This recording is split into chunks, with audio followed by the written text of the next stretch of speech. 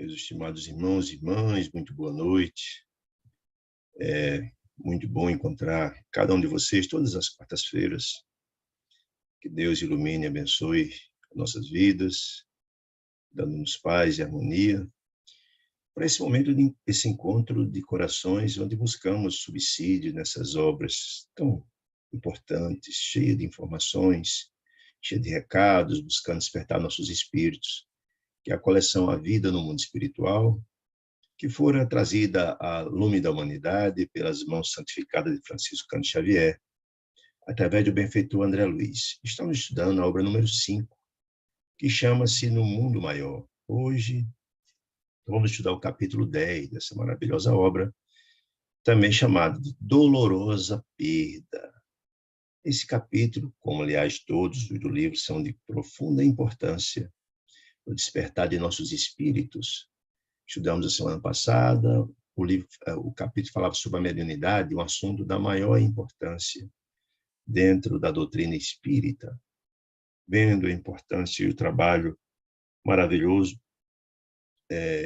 dos espíritos tentando trazer à humanidade conhecimentos, informações, visando auxiliar os filhos de Deus que aqui estavam, e das dificuldades do processo de formação dos próprios médiuns, como é uma coisa simples, um problema do animismo, né? E o trabalho de uma médium chamada Eulália, que era um instrumento importante, mas que não tinha sido bem compreendida nas casas espíritas, através do problema de animismo. Então, foi um capítulo muito rico em informações. Hoje, esse capítulo Dolorosa Perda é, para nós, um alerta muito grande. Dolorosa Perda pode ser entendido sob vários aspectos, notadamente a perda da oportunidade que Deus nos dá a cada um de nós, todos os dias, renova-nos. Porque o celeiro sublime de Deus nunca está pobre em recursos, sempre está sendo facultado a cada um dos seus filhos. E vamos estudar nesse capítulo a importância demais da educação, da responsabilidade que temos na qualidade de pais e mães, na formação dos filhos que nos são confiados. E a ausência desse delineamento, essas podações tão importantes que pode acarretar na orientação de nossos filhos, acarretando não só dores a eles, os filhos, mas também a nós próprios, né? Vamos estudar também a importância e a fundamental importância das nossas vidas do perdão, não só o perdão ao próximo, mas o perdão de nós próprios. Todos nós precisamos de perdão, gente. Todos nós cometemos erros, né? Muito importante isso tudo na nossa vida, na nossa... E acima de tudo, vamos ver também assistência, que nunca falta de Deus na busca de orientar seus filhos, mas tenhamos cometido graves erros. Então, esse capítulo é recheado de informações dessa natureza. Então, começa assim, narrando André Luiz, no capítulo 10.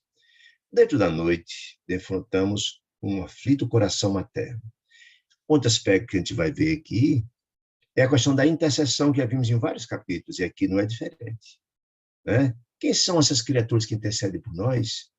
Lembra que a doutrina católica fala do anjo da guarda, nós falamos de amigos espirituais, são essas criaturas que nos amam, que buscam socorro em momentos que estamos passando por situações complexas, difíceis, buscam os emissários de amor de Deus, buscando socorrer-nos, despertarmos, etc. E aqui era um coração de mãe aflita, buscando assistência para uma filha.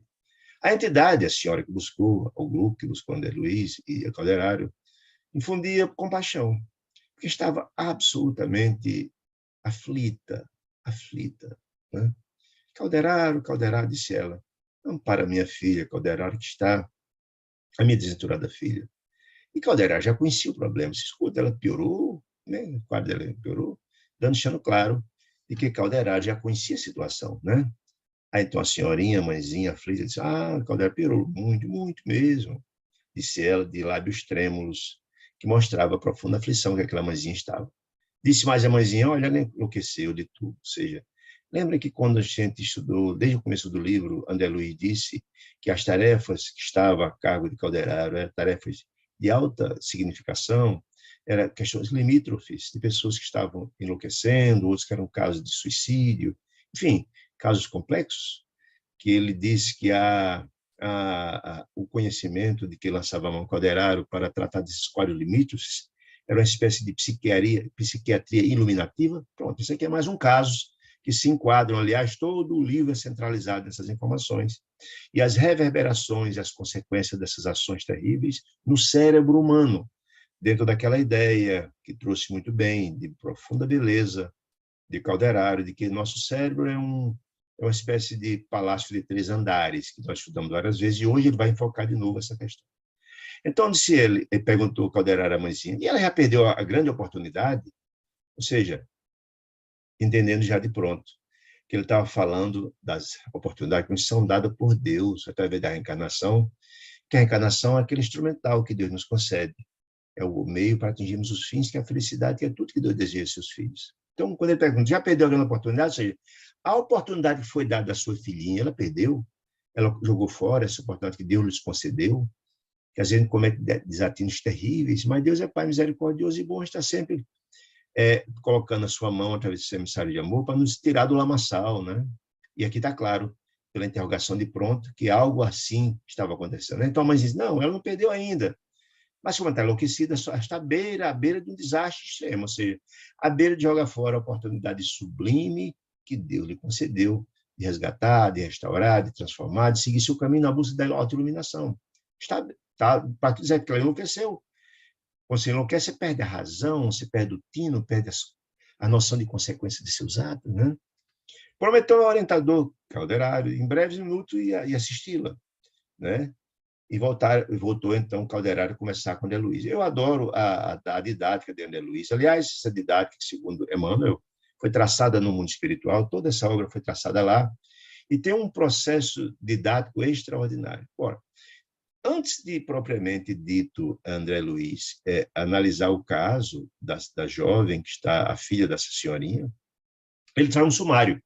Por que esse sumário é importante? Para quando a gente chegar ao caso concreto, a gente ter toda uma compreensão das consequências daqueles atos. Então, aqui, André Calderaro vai sumariar a situação da senhorinha, que nos traz a notícia que pede socorro para a filhinha, e também a situação da filha, que está louca, uma situação dramática. Então, diz assim, Calderaro, olha, trata-se de um fato lamentável, terrível, explicou ele.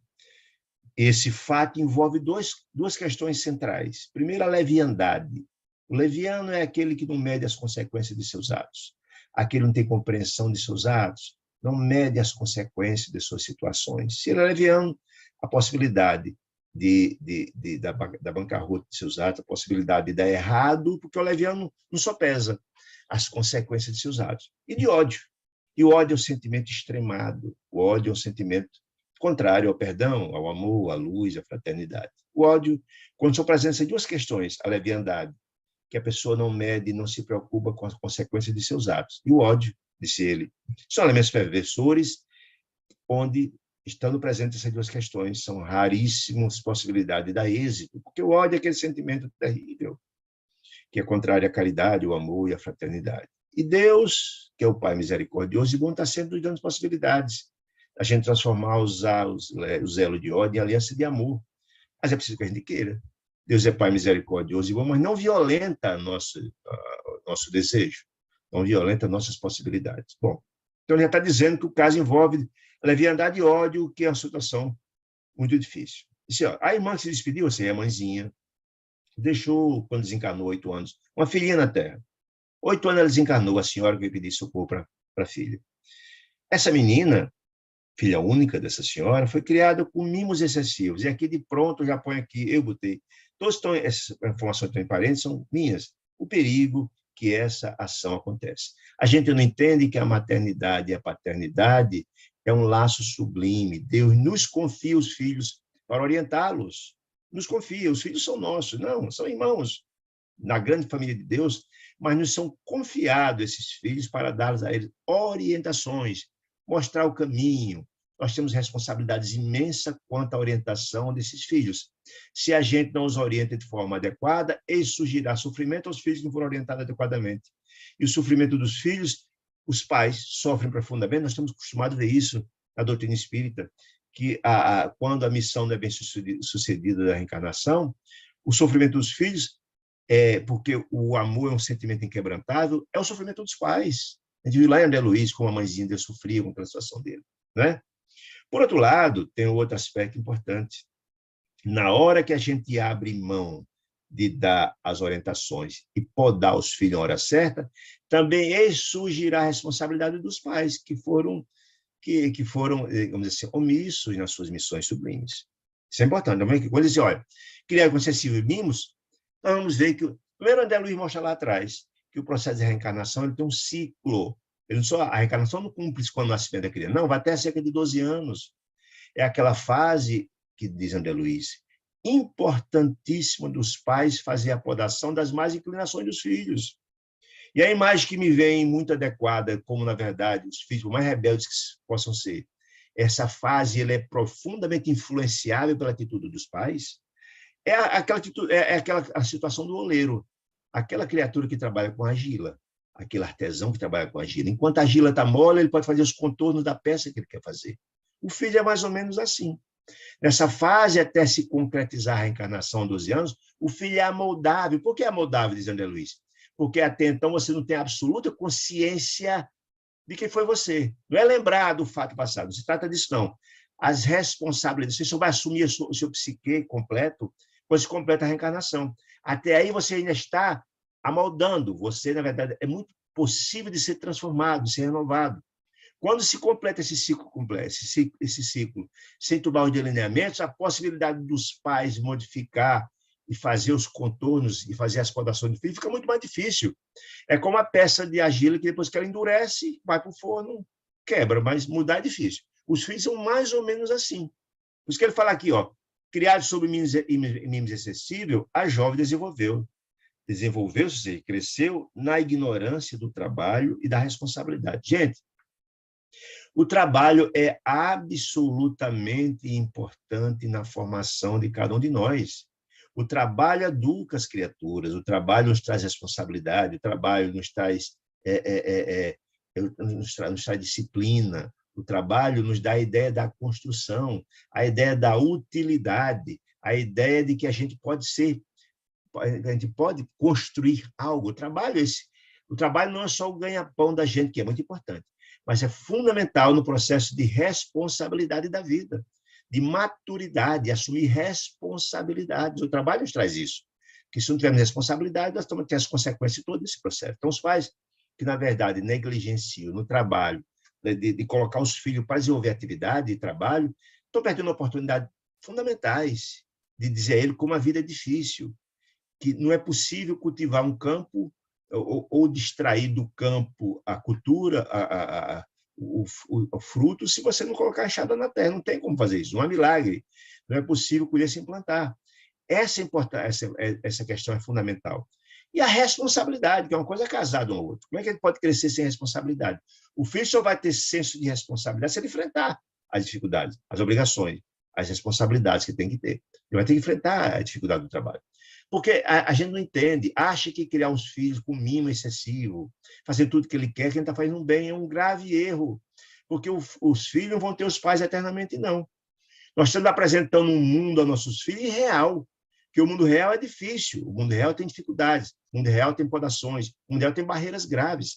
Mas se você não prepara seu filho para enfrentar essas barreiras, um dia ele vai ter que enfrentar. E se você não vai estar mais aqui para enfrentar por eles, eles não vão ter maturidade para enfrentar. Eles não vão ter a maturidade e a possibilidade de se dar bem, de conseguir enfrentar com razoabilidade é muito difícil. A possibilidade de dar errado é muito grande, porque eles vão saber no que enfrentaram, como é que ele vai aprender? Se você nunca passou, se nunca colocou a enxada na terra, como é que você vai aprender a lavrar a terra? O nosso coração também é assim. Se eu não coloco meus filhos com as responsabilidades do estudo, do trabalho, etc., mostrar que tem consequência nos nossos atos, como é que ele vai saber ter maturidade de enfrentar lá na frente? Então, ela está dizendo aqui, olha, essa criança, a única filha dessa senhora, foi criada com mimos excessivos, nunca trabalhou, nunca teve responsabilidades, certo? Não obstante pertencer a uma família rica, mas riqueza material não significa maturidade para a vida. Ninguém compra tudo, não. Você tem que ter até, mesmo com dinheiro, tem que ter maturidade onde aplica os recursos. Como é que você saber gerenciar bens e recursos e dinheiro se você nunca experiencia isso? A experiência é fundamental para a vida. As quedas são fundamentais. Ninguém aprende a levantar sem cair. É isso que nesse preâmbulo Calderari quer mostrar para a gente. Então, essa menina tinha uma vida social muito boa, rica, mas nunca enfrentou dificuldades. Nunca. Como é que ela ia dar certo essa formação da menina? Filha única, disse ele, entregue desde muito cedo aos caprichos perniciosos, fazia tudo o que queria, não tinha limites, não foi dado delineamento, não foi feito produção, então ela fazia o que queria. Né? Isso é um grave mal que os pais praticam em relação aos filhos, porque certamente vai dar errado esse processo. A responsabilidade que Deus colocou na mão dele foi de orientá-los, e orientar pressupõe você saber o que é certo e o que é errado, limite. Né? E como eu não tinha isso, e aí? Como é que vai ser lá na frente? Ou seja, e os pais terão, sem dúvida nenhuma, responsabilidade pelo ocaso dos filhos, por ter dado errado o projeto dos filhos. Bom, muito bem.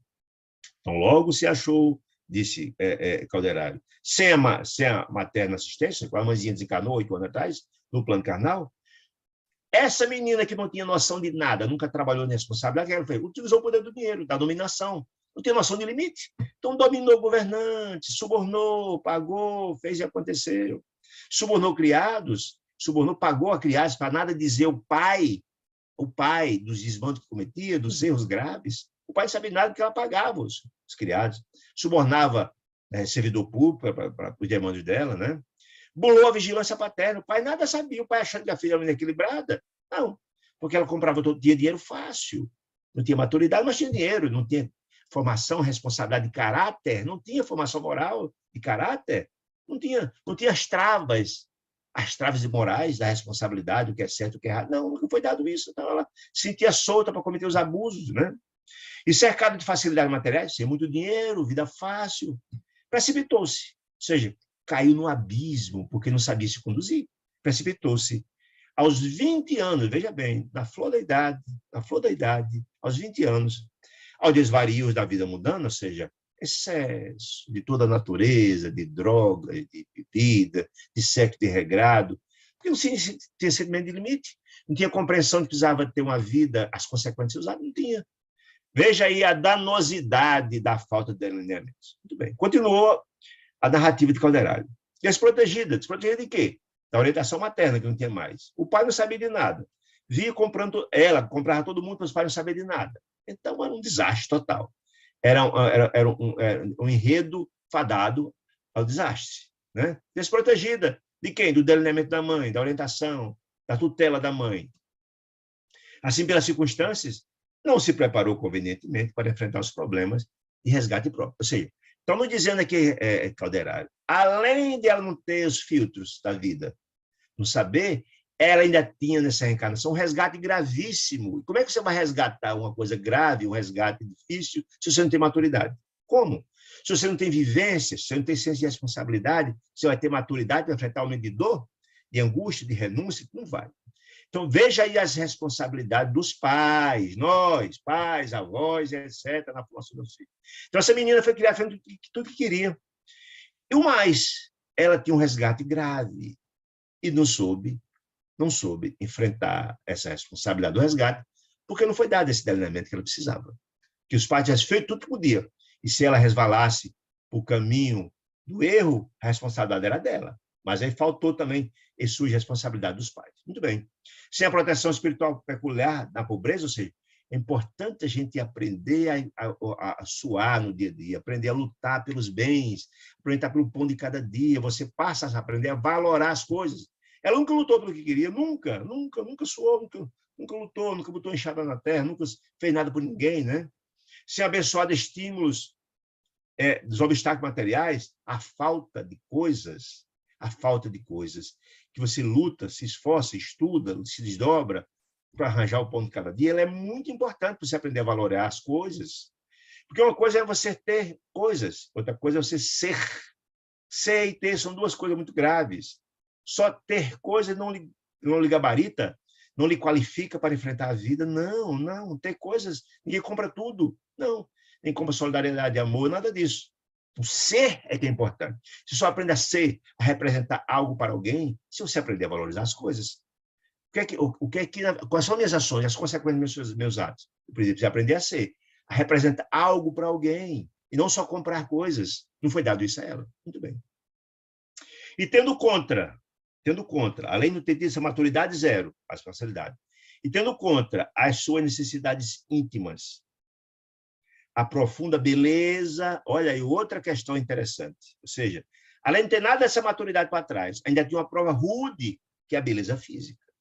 Nós já vimos isso lá nos Mensageiros, de que normalmente os espíritos que têm maturidade espiritual, que sabem as consequências e que deseja êxito nas suas empreitadas reencarnações, nunca exige uma beleza profunda física, porque é uma provação muito difícil, porque você fica muito, digamos assim, exposto aos processos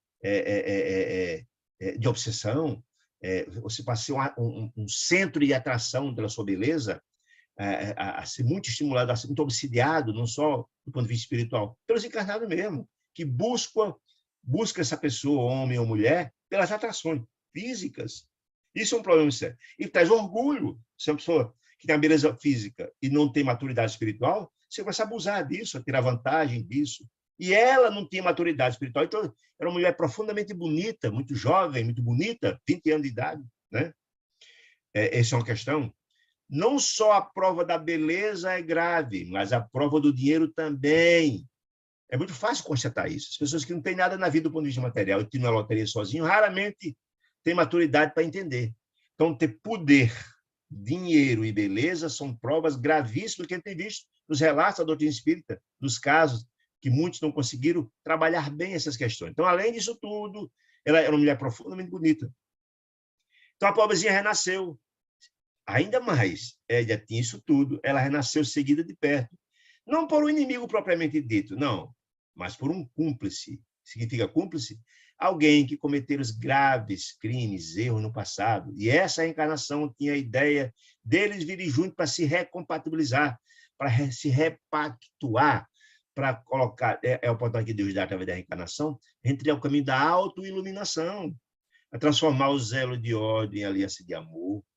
Mas para isso você tem que ter maturidade. Então, além de tudo isso, ela ainda tinha essa criatura que viria até ela, na qualidade de filho, para trabalharem-se juntos, já que eram pessoas profundamente endividadas pelos graves erros do passado, mas por cúmplice das faltas graves cometidas no passado, desde muito desencarnado. Ou seja, esse cúmplice que está desencarnado há muito tempo, ela recebeu como prova, como a bondade de Deus, que foi trabalhado tanto ela quanto esse rapaz, essa criança, enfim, para se reencontrarem na qualidade de pai e filho, mas como se ela não tinha maturidade para, e ambos eram profundamente endividados do passado. Esse é o problema. Os pais não trabalharam esse espírito dessa menina para receber uma responsabilidade como essa. Muito bem. Ao qual se vincularam por tremendos laços de ódio, ou seja, os dois alimentaram no passado ódios graves por ter sido cúmplices de graves erros, que ele não explica quais, mas restou muito ódio dessas relações passadas. E, pela bondade de Deus, foram trabalhados na espiritualidade antes de encarnarem, para que os dois viessem juntos, na qualidade de mãe e filho, para poder se repactuar, para transformar-se esses laços de ódio, como falei, em aliança de amor. Muito bem. Foi assim que, abusando da liberdade, em ociosidade reprovável, e é importante a gente entender isso, como já expliquei, da gente não ter colocado a mente dessa menina e os pais de responsabilidade a serviço do bem. E tem uma frase popular que eu não gosto de dizer, mas é um fato, diz que mente ociosa é a oficina do diabo, como diz, ou seja, porque se você não tem maturidade e nem ocupa sua mente com coisas produtivas, proativas, só vem coisas negativas. Você atrai entidades infelizes que utilizam você como instrumento para cometer o mal, né? Adquiriu deveres de maternidade, ou seja, ela engravidou sem desejar, com 20 anos, sem a mãe, dever de maternidade. Olha, esse livro é da década de 44, imagina o que é ser grávida no começo desse século, imagine aí, né? Deveres da maternidade, sem a custódia do casamento. Mãe solteira aos 20 anos, lá no começo desse século, que coisa pesada. Tendo ainda uma criatura que viria encarnar através dela para cumprir ambos um resgate grave, de gravíssimos erros do passado. Portanto, tem que se trabalhar de coração a coração, coração da mãe, coração dele, e todas as adversidades que viriam num processo como esse. Veja aí como a situação é dramática. Então, eu gosto demais disso, que antes de Calderaro enfrentar e mostrar a Deus o quadro na prática, nos traz esse sumário, para a gente entender a complexidade e a gravidade do problema e a importância de se trabalhar os pais responsáveis com os filhos e a do perdão e os malefícios do ódio. Tudo isso, esses conceitos, a gente vai ver aqui agora. Muito bem. Muito bem. O casamento é conhecidamente agora em situação aos 20 anos, solteira, rica e prestigiada pelo nome da família importante, mas sem nenhuma substância, sem nenhuma maturidade, deplora tardiamente os compromissos assumidos e luta. Ou seja, que compromissos são esses, gente? Antes dela reencarnar, e todos nós acontece isso, é feito todo um trabalho lá atrás, gente. Lembra que nós vimos lá na reencarnação do Segismundo, como o processo é complexo, lá atrás? De repactuação, da apresentação dos filhos futuros pais, do trabalho feito do mapa reencarnatório, da preparação prévia lá antes da reencarnação. Ou seja, ela assumiu esse compromisso. Ela não tem maturidade agora para colocar em prática, porque não foi dado os delineamentos que ela precisaria, dos pais, etc., educação, a responsabilidade do trabalho, etc., etc. Muito bem. Deplora agora, tardiamente, ou seja, ela agora ignora esse compromisso lá atrás. Não se sente preparada e vai tentar fugir de todas as formas desse compromisso. Esse é o grande drama, certo? Deplora tardiamente os compromissos sumidos e luta com desespero, veja só, usando todas as armas, todos os instrumentais, por desfazer-se do filho imaturo. Ela está grávida, mãe solteira, rica, com esse processo todo, e está tentando de todo jeito abortar a criança que ela se comprometeu em receber, para ambos se repactuarem. Olha que coisa grave, né? O mesmo comparsa, ou seja, o filho que virá do pretérito, a que me referi, ou seja, essa criança é exatamente aquele comparsa, cometeram graves erros do passado, que tem ódios alimentados há muito tempo, que Deus deu a possibilidade de reencontrarem-se para seguirem junto no processo de autodominação. Muito bem.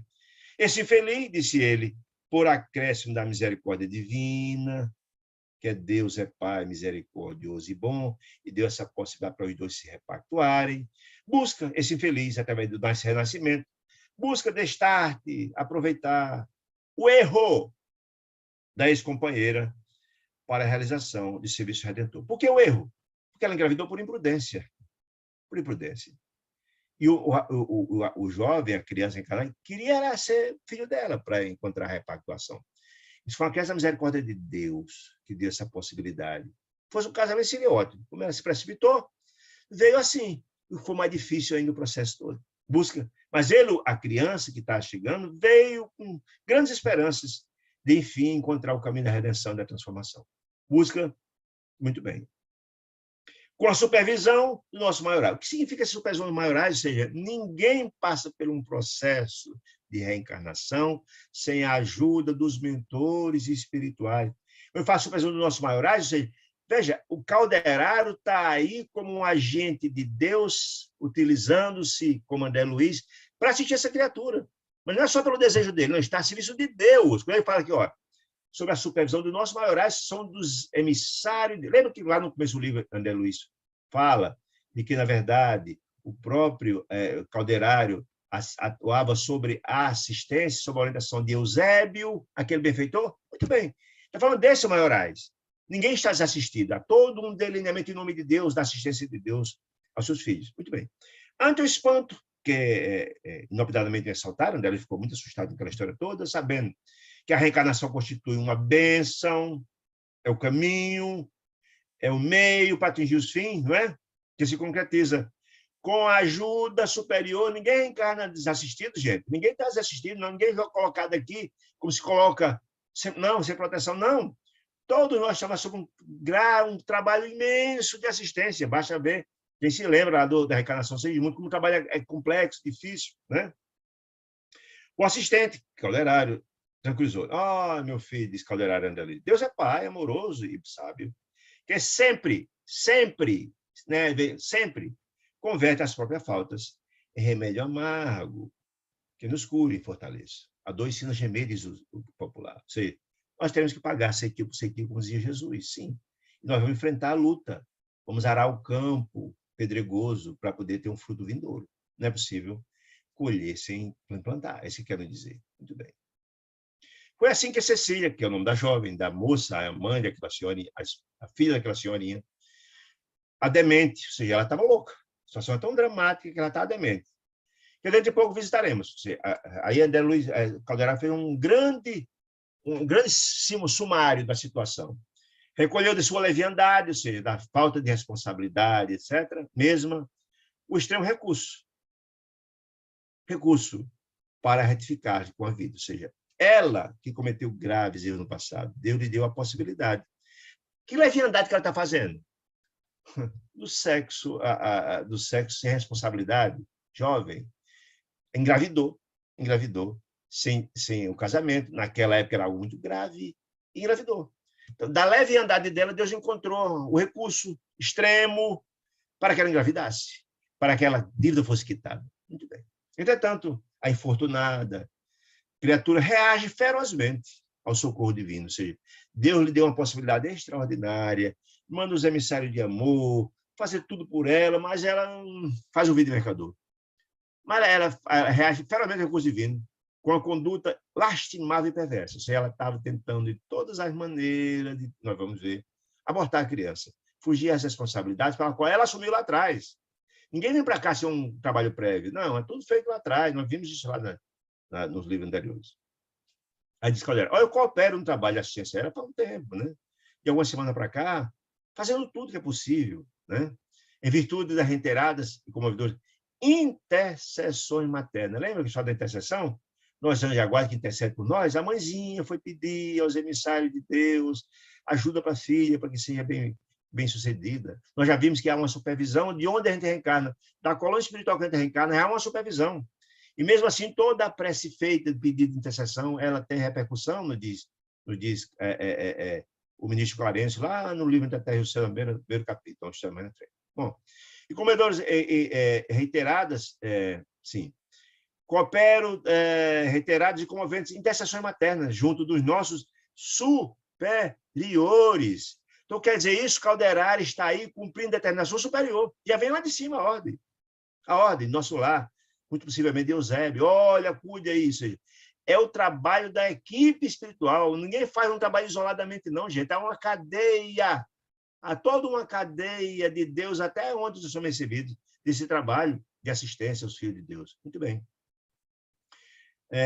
Caldeira só executou esse processo. Todavia, acalento vaga esperança de reabilitação. Ou seja, o próprio Caldeira diz, olha, uma situação dramática, gravíssima, a possibilidade é mínima de reabilitação. Porque ela está numa situação limítrofe, não tem responsabilidade. Tenta fugir da responsabilidade, fazendo tudo para abortar. Está louca, sentindo sem responsabilidade, leviana, não tem compreensão, nem deseja ter, não tem responsabilidade. Bem. Aí só, os laços entre mãe e filho presuntivos são de amargura e ódio. Como é que, na verdade, você pode repactuar numa situação dessa? A amargura do filho vai nascer, sentindo que a mãezinha que deseja se livrar dele, e ódio imenso da mãe. Por isso que não quer que o filho nasça, pelos erros do passado. Aí fica difícil, né?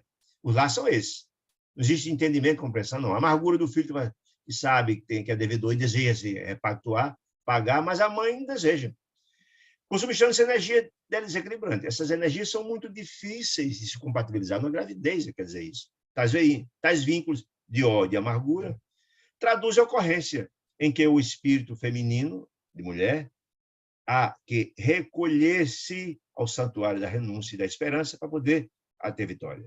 Ninguém passa por uma prova rara como essa, raro, digo, uma prova dura como essa, difícil, sem ter amor. Ninguém passa. Para se atingir a vitória, tem que ter desejo, tem que ter vontade, tem que ter amor, tem que ter compreensão, ter perdão. Se ela não tem, ao contrário, se ela tem um desejo e ódio no coração, como é que vai se conseguir isso? A interferência vai acontecer. Nós vamos ver agora o trabalho imenso da espiritualidade. Mas Deus não violenta ninguém. Se você não deseja, paciência. Muito bem.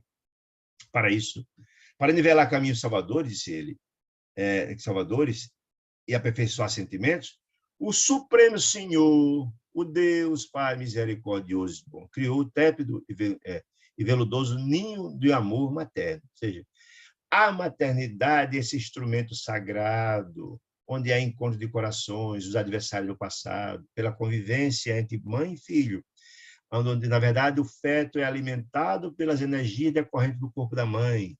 Depois que nasce, é alimentado na concha do seio da mãe, e os cuidados ali de um lado e de outro. Então, a maternidade é um caminho sagrado para essa repactuação, desde que se queira.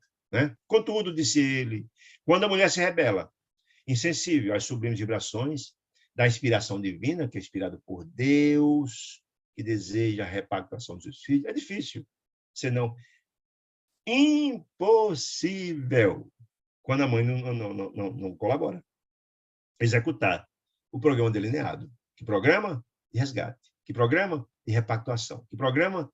De amor, de perdão, de fraternidade. Muito bem. A infortunada criatura, diz Calderaro, a mãe, a Cecília, dando asas ao condenável anseio, qual? Qual? Do aborto, né? Buscou socorrência de médicos para fazer o aborto. Procurou os profissionais, buscando o aborto e tal. Que amparado, olha a providência de Deus, gente, olha a providência de Deus, que amparado esse método, o nosso plano seja, as entidades espirituais trabalharam junto à consciência desses médicos e se negaram a fazer o aborto, né? Se negaram a satisfazer o criminoso intento, que é crime, o aborto é crime, e os médicos sabem disso. E ela tentou pagar, tentou subornar, fez tudo, mas eles, intuídos, assistidos pela espiritualidade amiga, negaram-se. Valeu-se, então, de drogas. Ou seja, o médico quiser, ela começou a se drogar. Tomar remédios brabos, abortivos, graves, para abortar, já que o médico quiser fazer. Colocando em risco ela própria. Os abortivos fazem mal e podem matar, inclusive, a mãe. Mas o ódio era tanto do coração dela, que recolheu até os remédios venenosos, drogas venenosas, das quais vem abusando intensivamente. Ou seja, procurou médicos, não conseguiu, começou a tomar remédio brabo, violento, quase inclusive risco de morrer. Muito bem. A situação mental dela é de lastimável desvario. Lembra que nós falamos lá atrás que a questão da loucura, ela estava nesse patamar, extremada. A mãezinha, inclusive, disse, olha, a situação dela é dramática, é limítrofe. Fim do breve, Calderaro continuou. Ou seja, tudo isso é Calderaro sumariano para entender. Mas não tem nada a perder. Vamos lá visitá-la. Né? Ela está montando uma casa confortável, era uma mulher rica, estirada no leito, uma jovem mulher, estava em convulsão atroz. Por quê? Em função dos graves remédios abortivos. Venenos que estava tomando, estava em convulsão. Correndo risco de morte, inclusive. Muito bem. Ao seu lado, achava a entidade materna. A mãezinha, que foi pedir socorro a Calderaro, estava lá do lado dela, tentando intuí-la, tentando evitar o desastre, tentando evitar o aborto, tentando evitar que a filha se suicidasse, né? A senhora invisível e tal. E uma enfermeira terrestre, já que ela tentou de todos os jeitos médicos para o aborto, não conseguiu, contratou a enfermeira para resolver o problema. Olha aí. Desde que a força terrestre, desde que a força de presenciar catástrofes biológicas e dramas morais. Ou seja, uma enfermeira feita esse tipo de trabalho macabro, né? De assassinato, que, na verdade, os processos de aborto são assassinatos. E nós vimos lá em nosso lar, quem está lembrado, daquela entidade vampira que tentou entrar em nosso lar, que era uma enfermeira e fazia abortos. Lembra que tinha mais de 20 espíritos colados? Muito bem. Essas as consequências. É a consequência para quem comete o aborto, a mãe, mas também quem faz. É um crime, né? Se tornam menos sensíveis à dor alheia, essas pessoas, o aborto. A genitora, a enferma, formoso. A mãezinha estava lá, olha, a situação é muito grave, Calderaro. Ajude por piedade da minha filha. Minha presença aqui, é interessante isso, viu? A minha presença aqui, Calderaro, é para evitar, é para impedir o acesso de elementos perturbadores que prosseguem, implacáveis, em ronda sinistra. Veja só, André Luiz não coloca de novo esse assunto que ela falou lá atrás. As entidades infelizes que desejam a infelicidade dos outros, sempre que um caso limítrofe de dor, de vingança e de ódio está pronto, eles estão lá pronto para ter proveito disso. Os casos de suicídio. Está vendo como é que as entidades infelizes fazem? Os vampiros, né? Estavam lá. E o papel da mãe, olha, cara, eu estou aqui para evitar que essas criaturas que desejam a materialidade disso, que estão induzindo minha filha, fiquem aqui dentro. Estou aqui vigiando minha filha, para evitar que essas criaturas perturbem ainda mais o processo. Olha que coisa impressionante.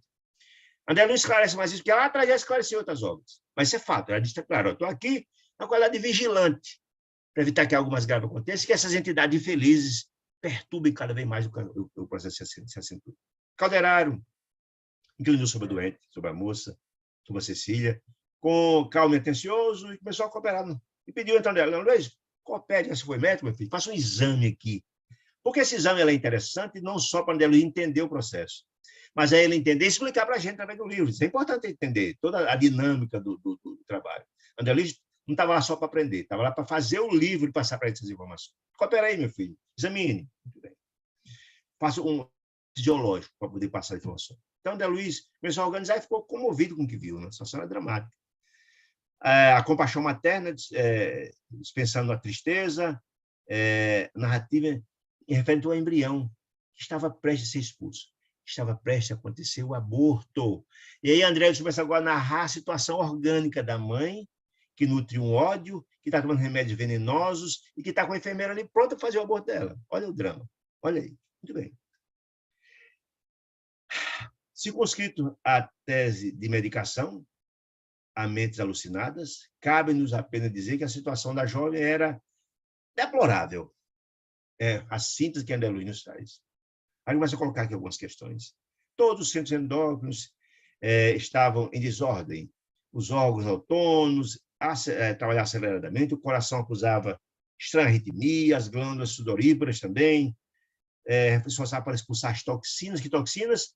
Dos remédios abortivos, dos venenos, em virtude da torrente invasora, né? Ou seja, o corpo estava reagindo, mas a situação era difícil. Os lobos frontais, lembra o lobo frontal, gente? Lembra daquela explicação de Calderaro, que é o terceiro andar? Aquele que faz o contato com o divino, onde buscamos subsídio, força da espiritualidade de Deus, para reforçar, para nos ajudar? Muito bem. Lobos frontais, a sombra era completa, ou seja, não havia conexão nenhuma com o divino, não havia oração, não havia nada. No córtex, você fala. O córtex, lembra que é o andar do meio? Que a gente busca subsídio do andar de cima para fortalecer na encarnação? Bom, a perturbação era manifesta, assim, nada conseguia se renovar. Somente gânglios basais, tal, concentrados em mentais, fazendo perceber que a infeliz criatura, olha a informação importante, dentro daquela ideia que ele de novo traz os três andares, fazendo a perceber que a infeliz criatura se recolhera no campo mais baixo do ser. Onde é esse campo, gente? No porão. Lembra aquela história do passado, os ódios do passado? Ela estava lá. Não conseguia alterar nada no corte que é a encarnação. Hoje, muito bem, no lobo frontal, não buscava inspiração para. Não. Né? Dominada pelos impulsos desintegradores dos próprios sentimentos, transviados e incultos que estavam no porão. O passado, o ódio que nutria pelo parceiro de outrora, pelo partícipe de outrora. Muito bem. Muito bem. Os gânglios basais, onde se aglomeravam as radiações da mente alucinada da mãe. Veja só que informação interessante. Os gânglios basais desciam estiletes escuros de ódio. Para onde? Para o feto. Lembra que tivemos aquele caso daquele menininho que não falava, não andava, etc., que as entidades infelizes colocavam estilete de ódio? É a mesma ideia. Envenenando o feto para ver o aborto, o ódio. Desse estilete de ódio que assaltava as trompas e os ovários, onde estava o feto, né? Penetrando a câmara vital, onde estava o feto, quase isso um venáculo de trevas. Aquele estilete se envenenando, matando gradativamente a criança. Incidindo sobre a organização embrionária de 4 meses. Aquela criancinha está com 4 meses de gravidez, a mãe enviando estilete de escuro de ódio, tentando matar a criança e remédios, etc. O qual era horrível de ver. Ele fez um exame clínico da qualidade de médico, né? Buscando sintonizar-me. E aí eu botei aqui, entre parênteses, sintonizar significa olhar a tela mental dela. Isso é interessante. André Luiz não vai falar isso agora, porque já falou lá atrás. Buscando sintonizar-me, ou seja, adentrar a mente da mãe para ver o quadro que ela pensava, ficou enferma. Ouvia-lhe dela, na tela mental, as afirmativas cruéis em relação ao filho, no campo do sentimento. Dizia ela, odeio esse filho, intruso. Intruso por quê? Porque ela não pediu, ela quer dizer, mas fazia parte do seu resgate, foi trabalhado só no passado. Odeio esse filho intruso, que não pedi a vida, expulsá-lo-ei, abortá-lo-ei. Essa é a ideia, expulsá-lo-ei. Isso André Luiz ouvia da mente dela. E tem tudo a ver, porque ela está mandando estilete de treva, aquelas crianças, tentando matá-lo, e o tempo todo ela reforçava que iria matar a criança mesmo, expulsar. A mente do filhinho, ou seja, André Luiz mergulhou na tela da mãe, na mente da mãe, agora mergulhou na tela da mente do filho, da criança que estava sendo que estava sendo gerado no ventre da mãe. A mente do filho, disse ela, do filhinho, em processo de encarnação, como se fora violentada, sentindo o ódio que vinha da mãe e os espíritos de treva, num sono brando, suplicava o feto, a criança, suplicava, chorosa. Poupe-me, poupe-me. Quero acordar no trabalho, seja, quero a oportunidade de resgatar o grave erro que cometi no passado, inclusive a você, mamãe. Eu quero, por favor, me deixe viver. Deixe-me reajustar, me dê a possibilidade de seguir em frente, como a gente acordou no passado, lá no processo de preparação da reencarnação. Quero viver, quero me reajustar ao destino de ser. Ajuda-me, mãe, ajude-me. Resgatarei minha dívida. Minha dívida com quem? Para com ela. Resgatarei minha dívida. Não só para com ela, para com você que prejudiquei. Me dê essa oportunidade. Pagar-te com amor. Olha que comovente, que comovente apelo da criança. Me dê a oportunidade. Eu te pagarei com amor. Tudo mal que foi feito, eu pagarei com amor. Transformarei o ódio em amor. Me dê essa oportunidade. Vai ser importante para mim. Vai ser importante para ti. Não me expulses. Tem caridade. Olha que, gente, que coisa mais chocante. Mas comovente da criança pedindo à mãe a oportunidade de se apaziguar com ela, a oportunidade de seguir o caminho que for acordado no passado. Não me expulse, não me aborte, me dê a oportunidade, pagarei com amor. Muito bem. E ela, a resposta dela.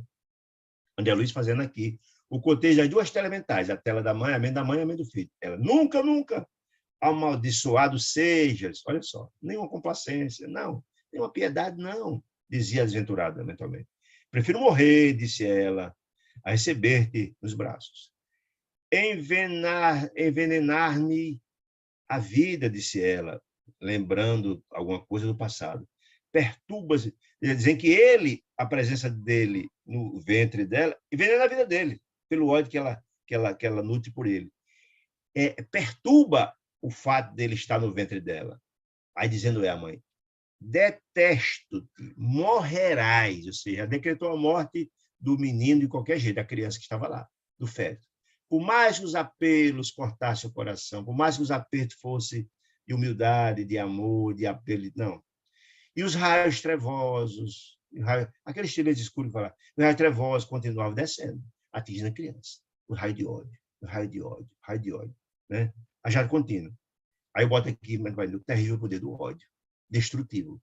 Tanto tem o poder do amor imenso de renovação, como o poder do ódio também é terrível. E aí quem tem a ligação com ódio, por sintonia, atrai ódio. É uma coisa muito dramática isso, né? Muito bem. Calderaro ergueu a cabeça, respeitável, encarou-me e disse André Luiz, compreende, André Luiz, a extensão da tragédia? Ou seja, compreende que praticamente não dá para fazer muita coisa? A mãe não deseja, de jeito nenhum, o ódio é terrível, quer se livrar. A criança pede, não sensibiliza. Viu a dificuldade? Ela está louca, disse ela. Respondi afirmativamente, disse André Luiz. Nesse instante, nossa angustiosa expectativa da situação dramática que André está presenciando, Cecília, a mãe imprudente, dirigiu-se com a decisão à enfermeira, ou seja, cobrou da enfermeira, o nome de enfermeira é Liana. Estou cansada, Liana, muito cansada, mas exijo, disse ela, a intervenção nesta noite. Eu quero fazer o aborto agora. Mas a enfermeira Liana ponderou, mas escute, o seu estado é dramático, você está muito debilitada. Não seria interessante, disse ela, esperar um pouco mais? Sim, eu estou doente, disse ela, mas não quero adiar essa intervenção. Ou seja, em outras palavras, a enfermeira disse, você pode morrer. Você está numa situação tão dramática, debilitada pelos remédios, etc., que você pode morrer. Porque senão não quero nem conversa. Prefiro até morrer do que ter essa criança. Olha que coisa, que exigiu aborto naquela noite. Situação complicada. Muito bem. Aí disse ela, mas, sim, tornou doente. Quero exigir de qualquer jeito. Não quero adiar o aborto de jeito nenhum, disse ela. Os médicos negaram-se a fazê-la, ela dizendo para a enfermeira Baliana, a fazê-lo. Mas eu conto com a tua dedicação e com o dinheiro que ela está pagando, certamente, né? Aí disse, olha, meu pai, dizia a moça, a sério. Meu pai não pode saber disso. Meu pai não sabia que ela estava grávida, não sabia desse drama, nem nada. Meu pai não pode saber, você não pode falar isso para ninguém. E eu odeio essa situação, que terminantemente não conservarei. Ela estava resoluta, total, de fazer o aborto de qualquer jeito. Muito bem. Calderaro colocou a mão direita sobre a fronte da respeitável, a fronte da responsável. Ou seja, Calderaro aí tem uma atitude interessante. Ele colocou a mão direita sobre a mente de Liana, da enfermeira, tentando demovê-la. Olha que coisa interessante. Ponderou. Tentemos algum repouso, Cecília? Tentou aconselhar a Cecília a repousar para, em desdobramento, levá-la para o encontro com a mãe. Olha que coisa interessante. Então, a estratégia da espiritualidade resolveu o problema. Modificarás possivelmente esse plano. Tentemos algum repouso. Quer dizer, a enfermeira, sob a orientação de Calderaro, ofereceu algum remédio a ela, para você repousar um pouco e tal, ver se você modifica essa ideia. E ela disse, não, de jeito nenhum. De jeito nenhum, com mau humor. Minha resolução é inabalável, ela não muda de ideia de jeito nenhum. Exijo o aborto essa noite.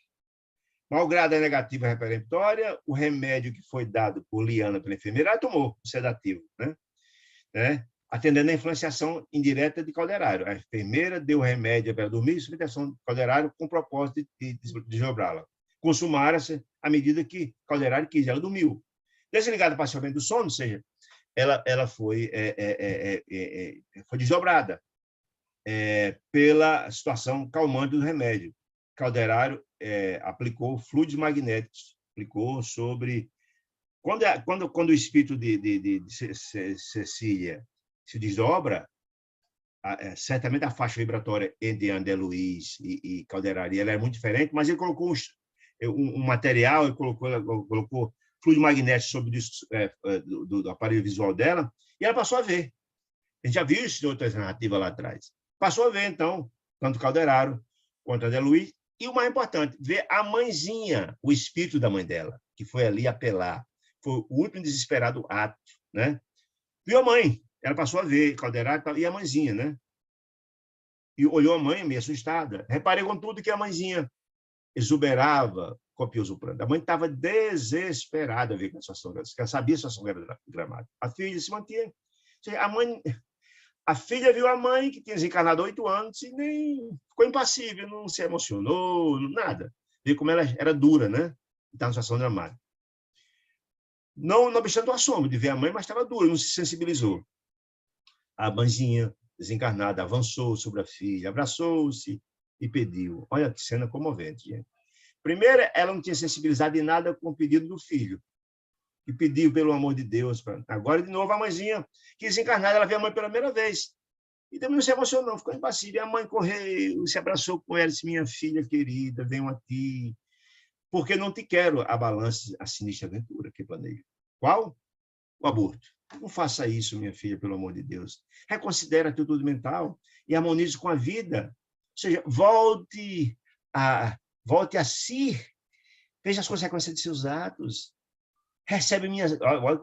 Comovente apelo da mãe. Recebe minhas lágrimas com apelo do coração. Eu estou lhe apelando, minha filha, porque sei que isso lhe trará profundas consequências graves, né?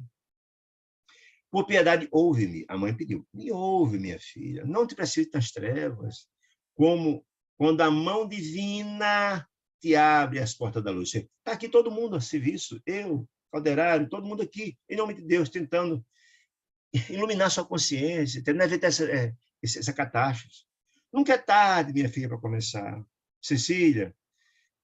E Deus, o Pai misericordioso e bom, em seu infinito devotamento, transforma as nossas faltas em rede de salvação. Ou seja, lhe deu uma possibilidade de redenção, minha filha. É isso que ele queria dizer, né? E redenção. A mente desvairada da ouvinte, perturbada, recordou as convenções sociais. Ou seja, ela, de modo vago, como se viera um minuto pesadelo, um pesadelo infinito. Ela está como se fosse um pesadelo ver a mãe lá. A palavra materna, porém, continua. Socorre-te, minha filha, da consciência. Entre em equilíbrio. Antes de tudo, o preconceito é respeitável. A sociedade tem seus princípios justos.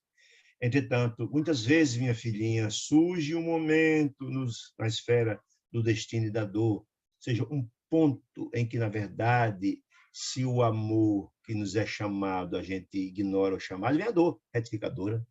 Mas a dor é benéfica, é um ponto de maturidade. Né? Vem a dor em que devemos permanecer com Deus exclusivamente. Ou seja, a gente deve entender como sendo uma oportunidade que Deus nos concede para atingir os fins. Né? Não abandones a coragem, meu filho, a fé, o desassombro. Você vai precisar disso, a coragem, a fé, para enfrentar esses momentos de dificuldade, como a solteira, que a sociedade vai lhe recriminar, etc, etc. Mas encare com a resignação. A maternidade, se ela iluminada pelo amor e pelo sacrifício, é feliz em qualquer parte. A maternidade sempre é uma felicidade, né? Ainda mesmo quando o mundo ignorando a causa das nossas quedas, porque o mundo não sabe, esse cara quer dizer isso. O mundo não tem compreensão que aquela criatura está chegando para se repacificar com você. O mundo ignora. Vai haver dificuldade, vai haver dor, vai. O mundo ignora. O mundo recrimina, é fato, não conhece as quedas. Nos nega recurso à reabilitação. Tem as condenações, as discriminações. Mas ser resignada, ser resiliente, disse ela, relegando-nos à incidência e ao desamparo.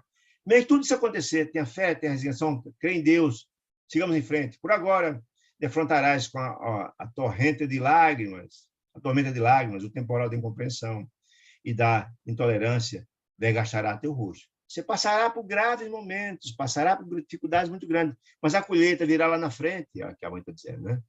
Contudo, a bonança voltará. Ou seja, como dizia Jesus, depois da, como diz o dito popular, depois da tempestade vem a bonança, não é? A chuva em excesso traz dificuldade, mas depois vem o solo úmido e possível de ser trabalhado, de dar bons frutos, né? O caminho é empedrado, tem pedras e árido, os espinhos deles vão trazer desconforto, mas terá de encontro ao seu coração um filhinho amoroso, indicando-te o futuro. Você terá um fruto magnífico, que será o fruto do seu filho, que lhe dará guarida para ambos seguir o caminho da autoiluminação. É verdade, Cecília, disse a mãe. Se a mãe em pranto, abraçar dela, imagina a cena, imagine. A mãe em pranto dizendo essas verdades à filha, mostrando, tentando tocar o coração dela. É verdade, Cecília, deverias erguer teu ninho, seu lar de felicidade na árvore do equilíbrio, glorificando em paz a realização de cada dia e a bênção da noite. A paz de cada dia e a bênção da noite, ou seja, construindo um trilhar de paz, de autoiluminação. Entretanto, não pudeste esperar. Que esperar, gente? A mãe está dizendo que ela sabia que tinha um resgate, queria receber aquela criatura, mas não pode esperar. Cedeste aos golpes das paixões, não esperou o casamento e engravidaste antes, abandonaste o ideal dos matrimônios por do desejo. Ela, como não tinha base, ela, como não foi dado os delineamentos, foi colocada a responsabilidade, caiu no desvario e terminou engravidando sem ter os cuidados da época, que era importante, né? Que está dizendo isso. Como é importante hoje em todas as situações. Muito bem. Cedeste, disse ela, aos golpes em frente das paixões, que não tinha base, não tinha maturidade, não tinha responsabilidade. Abandonaste o ideal aos primeiros impulsos do desejo, ao invés de construir uma tranquilidade e confiança no casamento, enfim, foi planejada em bases seguras.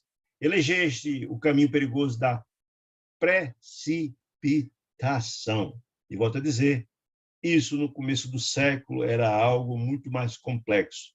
Hoje, se ainda hoje as mães solteiras são discriminadas, imagine naquela época. Imagine. Era algo muito mais certo. Ela podia ter ter casado e tal, e receber a criança, ter muito mais base, talvez com um marido amoroso, com mais apoio, teria mais possibilidades de ter êxito. Mas foi culpa dela. Né? Ela não conseguiu esperar no tempo devido. Ao invés de construir assim, tal. Agora é imprescindível, agora. A situação se aposta. Aposta, não tem o que fazer. É imprescindível evitar o despenhadeiro fatal. Ou seja, se na verdade você comete agora o aborto, é um despenhadeiro. Com consequências dramáticas, um débito imenso que vai ser contraído, já tem graves erros e débitos do passado, vai se juntar a isso e será de muitas tormentas e muitas dores vindouras. Só Deus sabe quando essa repactuação poderá acontecer. Até chegar aqui foi uma luta imensa de Deus, através dos emissários de amor, dessa oportunidade. Se você, na verdade, ao invés de se repactuar, cometer um grave erro, esse abismo será grave, será muito grande, né? Contornar a voragem traiçoeiras, agarrando-te ao salva-vidas do Supremo de Deus. O salva-vidas é agora. Segura essa gravidez, siga em frente ao seu salva-vidas. Do contrário, você vai se precipitar nos abismos. É isso que a mãe, abraçada e chorando, essa é a cena. A mãe abraçada, ela e chorando, ela desdobrada, pedir ela, pelo amor de Deus, para repensar. Volta, pois, minha filha, à serenidade e o princípio, e resigna-te. Ou seja, põe a sua cruz, pega a sua cruz e segue. Resigna-te ante o novo aspecto que imprimiste. Por que imprimiste esse roteiro? Porque foi ela que trilhou esse caminho. Ela podia ter uma situação mais tranquila, engravidar no casamento, etc, etc. Não, mas foi ela que imprimiu esse roteiro, foi ela que fez, aceitando o ministério da maternidade dolorosa com sacrifício de encantadoras aspirações. Se você cumprir com a resignação, vai ter muita dor, dificuldade, sofrimento, mas verá, sem dúvida nenhuma, o trilhar a lavra desse campo pedregoso terá frutos bons lá na frente. Quer dizer isso. No silêncio e na obscuridade da maternidade, e na obscuridade da proscrição social, muitas vezes logramos a felicidade de conhecer o desprezo público. Desprezo acontece, né? Se precipita os mais fracos no esquecimento de si mesmos, ergue as fontes para Deus, tenha força, tenha fé, tenha coragem, sustentando-nos no trilho anônimo das obrigações humildes, até a montanha da redenção. Ou seja, a montanha da redenção é o topo, mas para isso muitas pedras, muitos espinhos estarão no caminho. Você quer dizer isso? Mas tenha fé, minha filha. Vá em frente, que não faltará apoio nem de Deus, nem de ninguém, de seus emissários de amor. Você está dizendo isso. Eu estou aqui, na qualidade de mãe, dizendo essas verdades, tentando demovê-la dessa tragédia que você quer fazer, que você quer estar colocando. Acorda, acorda. Essa é a ideia. No entanto,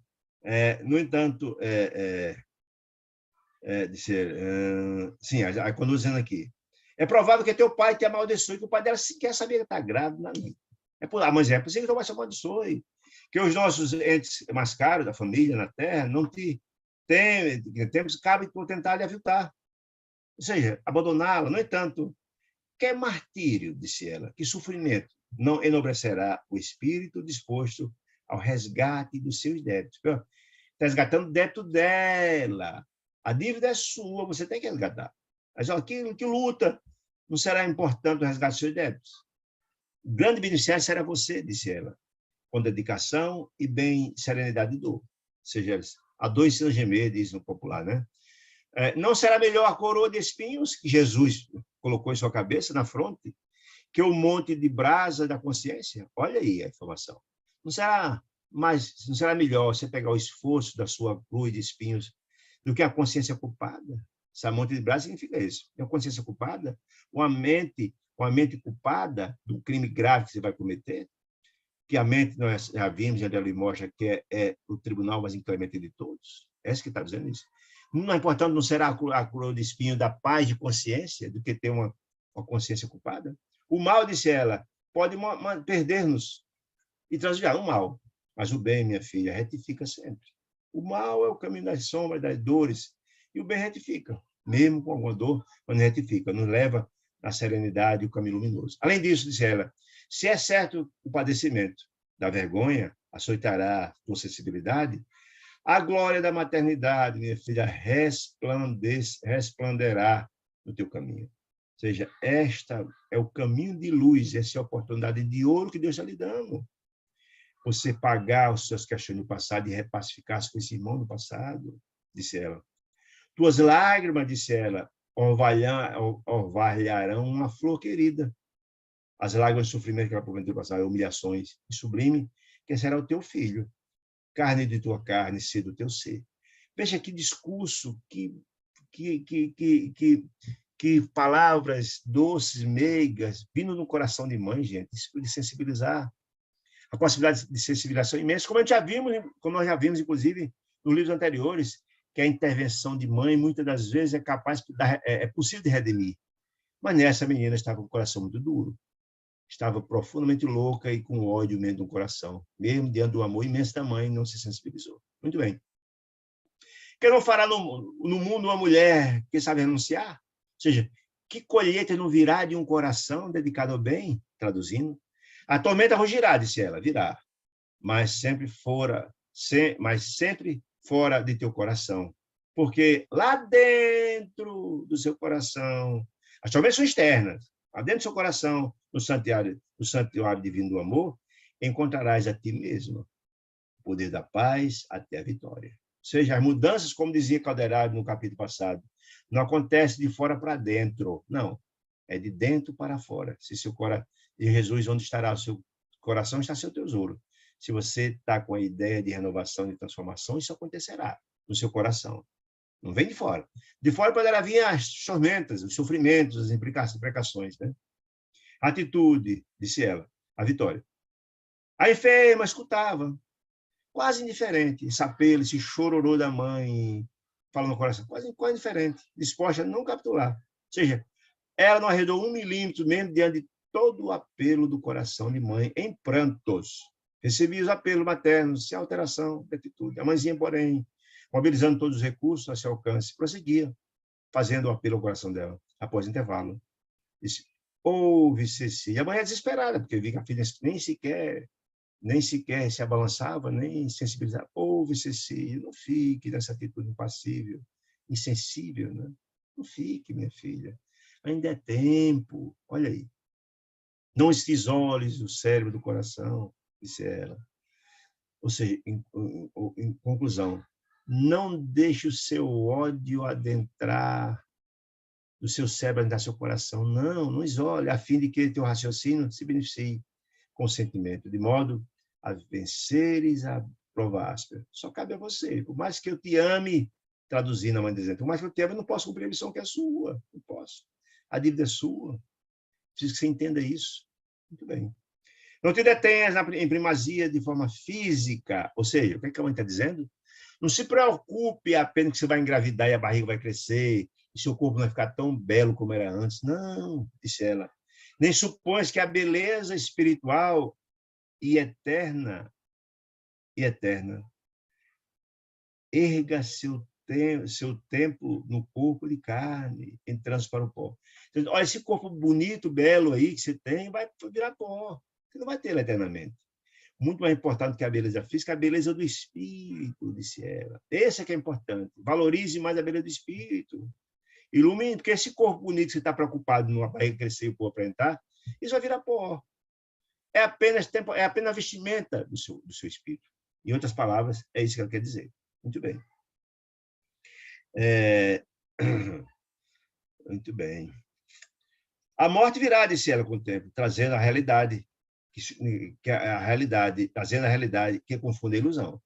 A prova que ela está dizendo. Não persista, minha filha, no véu da mentira. Não. Humilha-te na renúncia construtiva. Toma tua cruz e segue com a compreensão mais ativa, como diz Jesus. Pega tua cruz e segue. Pega suas responsabilidades e siga em frente. Isso que está dizendo. No teu madeiro, fazer uma ideia, uma crucificação de Jesus. No teu madeiro de sofrimentos, ouvirás enternecedoras vozes do filho abençoado, que vai ser seu elo, vai ser sua ligação, vai ser seu apoio. Se te lancear, se te golpear o abandono do mundo, será ele o filho, quando todos te amaldiçoarem, criar dificuldade, junto a ti a suave representação da divindade. Esse era essa bênção, esse fruto sagrado. Que falta de fará o manto de fantasias, que vão se acabar. O corpo belo. Se 2 pequeninos braços de veludo te cinjam, te apertem, carinhosos e fiéis, conduzindo à renovação da vida superior. Você tentando se civilizar de qualquer jeito. Foi então que a Cecília, inconfundindo-me o assombro de André Luiz, pela agressividade desse pensamento. Como não dissesse isso antes, a mãe, cobrando da mãe a responsabilidade. Olha aí a história da falta de alinhamento lá atrás. Né? Mesmo a mãe tendo tido a responsabilidade de colocar, a mãe está dizendo isso agora, mesmo ela não se toca. Como se isso atrás, se ela na terra, sempre satisfazia meus desejos, passando em rosto à mãe essa questão. Olha a responsabilidade da mãe também, né? Nunca me permitisse trabalhar, nunca. Não, você me deixasse no ócio, sem nada a fazer, crendo que nossa posição social era elevada em relação às outras criaturas, que eram superior aos outros. A senhora me colocou isso na minha mente. Isso é importante para a gente entender aqui as responsabilidades dos pais. Olha aí. A filha tem responsabilidade? Tem muito, mas a mãe também tem, é isso que eu quero dizer. Olha que coisa interessante. Passando aqui hoje. Né? Incutir-se na posição de que todos os privilégios especiais me eram devidos. Eu merecia aquilo. Eu merecia. Os outros mereciam, mas eu merecia. Colocando na mente, colocando isso. Não me preparaste, enfim, a mãe. Estou sozinha agora, não tenho maturidade, não tenho vivência, não tenho responsabilidade, porque eu nunca passei por isso. Nunca cultivei até, nunca trabalhei, passei isso. Né? Estou sozinha, com um problema atribulativo, com essa criatura, com essa criança, não tenho maturidade para enfrentar, quer dizer, isso. Não tenho agora coragem de humilhar-me, não tenho, não fez criar esse meu coração com trabalho, com luta, com esforço. Né? Olha aí, a ausência de elemento. Esmolar serviço remunerado agora, se meu pai me abandonar, não tenho condições de fazer isso. Não é o ideal que me deste. Não, está fora da educação que a senhora me deu. E enfrentar a vergonha e a miséria será, para mim, pior do que morrer. Olha aí. Pior do que morrer, disse ela. Não desiste de jeito nenhum, mamãe. Nem mesmo a tua voz, a quem respeito, que ainda amo, viu? Olha só. É-me impossível retroceder. Ou seja, vou fazer o aborto. Aí foi um drama, né? Essa resposta foi conclusiva. A comovedora cena entristecia. Estarrecia, disse Ana Luís. Estava ali, eu ali, o milenário conflito da ternura materna com a vida real. Que vida real? De alguém que não se preparou para a vida e que não tinha responsabilidade. Né? Não tinha responsabilidade. Né? A leviandade, falava lá atrás, não tinha que ter responsabilidade nenhuma. Não queria assumir compromisso. Mesmo que a mãe pedia, chorando. A venerável matrona chorou, a mãe chorou amargamente, agarrou-se com a filha de novo, com mais veemência, e suplicou: perdoa, minha filha, pelo mal que te fiz, por não ter tomado as providências de delinear a sua mente, a sua personalidade lá atrás. Perdoa. Admitindo sua culpa. Querendo, eu fiz isso querendo-te em demasia. Eu queria só o melhor para você. Isso era, não lhe dei, porque eu queria em demasia. Ó, filha querida, nem sempre o amor humano avança vigilante. Ou seja, ela, achando que estava amando a filha, negligenciou na sua formação. Mas estava lhe pedindo desculpa, me perdoa, mas não faça isso.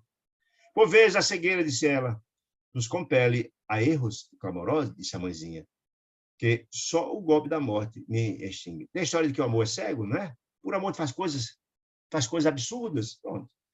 A mãe, achando que aquilo era amor, abre mão de tomar as coisas que deveria fazer. Amor é fazer o certo. Né? Nem que o filho chore agora, quando você toma uma atitude que ele não gosta, ele chora agora e que chora depois. Muito bem. Não consideras, porém, a minha dor? A mãe dizendo para ela, tentando no último estágio, tentando tocar o coração da filha. Reconheço a minha participação indireta em teu presente infortúnio, disse a mãe. Mas, entendendo agora a extensão da delicadeza dos deveres maternos, não desejo que venhas colher espinhos no lugar onde sofro os resultados amargos de minha imprevidência. A mãe está deixando claro que está pagando pela sua imprevidência real no mundo espiritual. Deixando claro. No lugar que estou, que sofro os amargos, as consequências da atitude dela. Está deixando claro que a mãe já está colhendo isso, que ela vai colher também no futuro. Porque eu agi errado por excesso de ternura, disse a mãe, muito amor. Não te desejes por acúmulo de ódio, não se desvieis, disse a mãe, por acúmulo de ódio e de inconformação. Não faça, que o ódio só traz ódio, né? A dor só traz dor. O caminho não é esse, a mãe dizia. Depois do sepulcro, depois da morte, o dia do bem, daquele que faz o bem, é mais luminoso que o que planta. E a noite do mal é soberanamente mais densa e tormentosa. A mãe de novo alerta: olha, você vai colher o que plantar. Está em suas mãos essa decisão. Aceita a humilhação com bênção, a dor como preciosa oportunidade. Todas as lutas terrestres, disse ela, chegam e passam, ou seja, tudo passa, como dizia Chico, né? Tudo passa, a dor passa também, tudo passa. Ainda que perdures, mas não se eternizam, dizia Chico isso, né? Tudo passa. Não compliques o seu destino, minha filha. Submeto-me à mãe, às suas críticas, às suas provações, aos seus carões. Estou aqui e entendo que elas procedem, mas, poxa, se eu errei, você agora pode se retificar, se está dizendo isso. Né? Merece-as. Quem, como eu mereço suas críticas, seus carões, disseram. Como esqueceu a floresta das realizações para a eternidade, retendo voluntariamente nos jardins dos caprichos a menos, onde as flores que se ostentam mais do que fugaz minutos. A mãe dizendo, olha, eu aceito as suas críticas, mas não siga o mesmo caminho, pelo amor de Deus. Né? Eu esqueci-me, Cecília, da enxada, bem fazer, do trabalho, eu colocou, do próprio esforço, disseram. Esqueci de colocar essa responsabilidade, com a qual deverá arrotear o solo, sugar o solo, esse estado, né? Nossa vida, semeando, plantando dádivas de trabalho edificante. E ainda não chorei, a mãe dizendo, pois a meia culpa dela, suficientemente, para redimir-me dessa minha omissão no passado, disse a mãe, para redimir-me de tão lastimável erro de não ter delineado a filha prioritariamente as explorações de vida, né? Todavia, disseram, confia em ti. Está em sua mão agora. Eu estou aqui admitindo meus erros e tal. Esperando que não te suceda o mesmo na áspera trilha da regeneração. Admito meu erro, etc., mas você pode corrigir isso, né? Bem-aventurados os que chegam à morte, disse ela, crivados de cicatrizes, que denunciaram a dura batalha. Bem-aventurados aqueles que enfrentaram as suas provações com resignação e que chegam com um calo na mão, com as suas cicatrizes, com as suas dores, porque cumpriram suas missões, resgataram as dívidas, que a mãe quer dizer isso, né? Disse ela.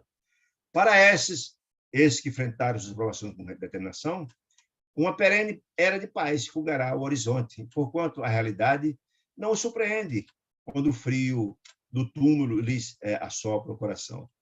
A mãe, de novo, está tentando ainda abrir os olhos da filha. Olha, quem cumpre suas missões, seu resgate, morre justificado, terá colheita, aqueles que não terão. Né?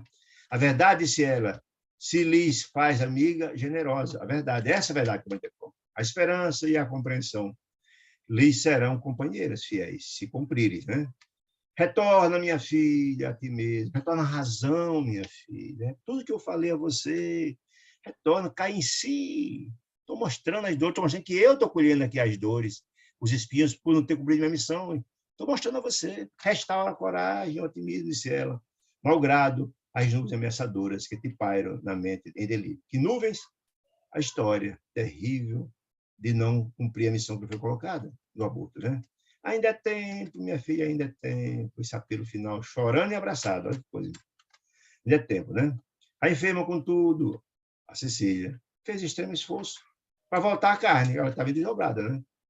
Pronunciando ríspidas palavras de negação, inopinadas e ingratas. Ou seja, ela voltou desse encontro com a mãe que o Deus lhe propiciou, com a finalidade de ser tocada na alma e modificar, voltou ao contrário, braba, ríspida, grossa, né? E palavras ingratas, desfazendo a influência de Calderário, que fez com que ela tomasse o remédio, fosse desdobrar-se, regressou gradativamente ao corpo de carne em gritos roucos. Calderário aproximou-se da mãezinha chorosa, em espírito, a mãe dela, né? Informou, infelizmente, minha querida amiga, o processo de loucura, por insurgência, por revolta, por ódio, parece consumado, não tem o que fazer. Fez tudo está ao nosso alcance para tocar seu coração e foi frutífero, que é a mãe de Caldeira Zenera. Confiemos lá agora ao poder supremo da proteção divina. Não tem o que fazer mais. Ela vai ficar agora sob seu livre-arbítrio. Infelizmente, podemos fazer. Enquanto a entidade materna se debulhava em lágrimas, a doente, conturbada pelas emissões mentais, emitindo laço de ódio, estilete de ódio para o filho. Em que se comprazia, dirigiu-se à enfermeira, a moça, e disse, olha, não posso mais, não suporto, eu quero agora, que faça agora o aborto, não quero perder mais nem um minuto.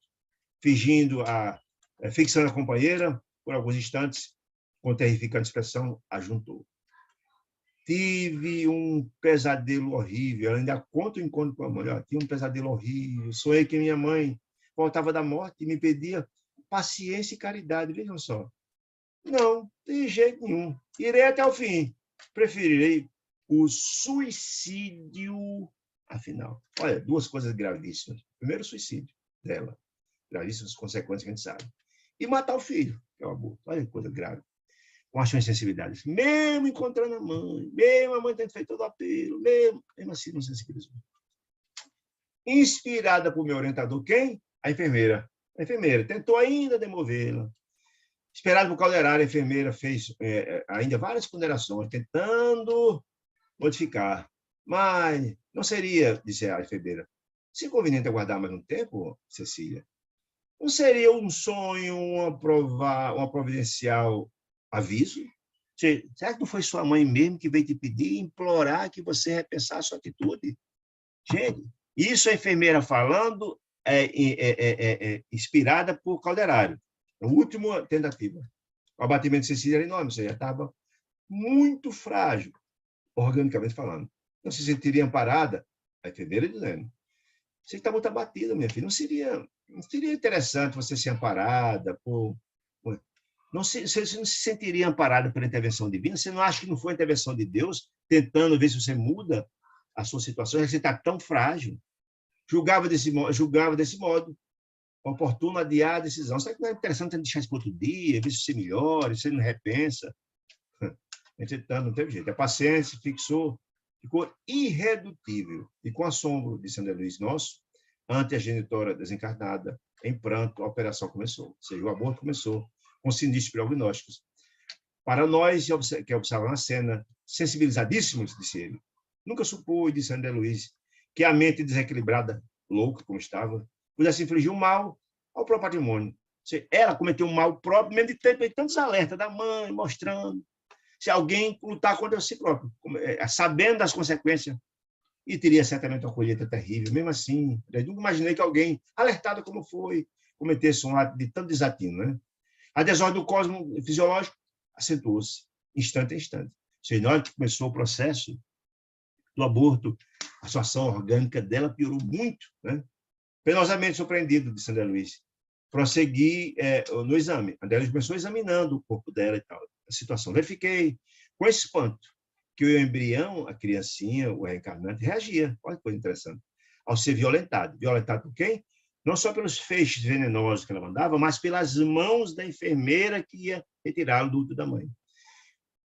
Como que aderindo, o espírito aderindo à parede placentária, para não querer ser expelido de jeito nenhum. O espírito, mesmo que o corpinho dele fosse tirado, o espírito continua lá.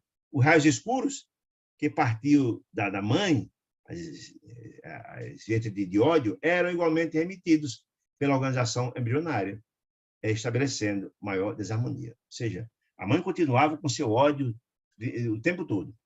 Depois de longo e laborioso trabalho, o entezinho foi retirado afinal, ou seja, o aborto aconteceu.